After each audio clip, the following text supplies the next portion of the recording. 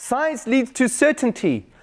I mean, who says this? You know, when people throw out there, right, in the popular sphere, I had this morning on my Facebook, I think. Someone said, you know, scientific fact.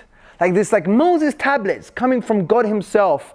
And there's a Moses tablet called scientific fact number 345. Yeah? And it gives you the fact. And that Moses tablet cannot change. It's engraven in stone. Scientific facts are not like that. They're not like that. For example, many people believe the Darwinian mechanism to be a scientific fact, which basically means in scientific language, a well-confirmed theory that can change. That's what it means. That's what it means, people. Even the evangelical Richard Dawkins, who's like in love with the Darwinian mechanism, he writes about it, and he's a popularizer, and he's an academic. He even said, I think it's in his book, The Devil's Chaplain, he said, well, in 10 years or in the future, we could have future observations that can really contradict or change the way we see the Darwinian mechanism. It could look completely different. So when we say scientific fact, we mean it's well confirmed, but it may change. Some scientific facts are unlikely to change, some are likely to change. But the point is, they both have a likelihood to change in some way.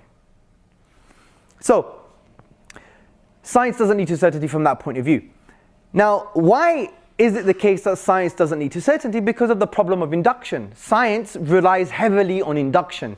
What is induction? It's like a thinking process where you have a limited set of observations and data, and as a result of your limited observations and data, you conclude for the next observation that you have not observed, or the entire set of observations that you haven't observed.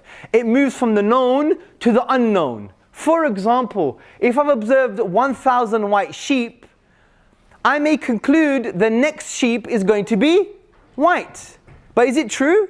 Is it necessarily true? Is it 100% true? No, it's likely to be true given my observations that are limited. But I may observe a black sheep, right?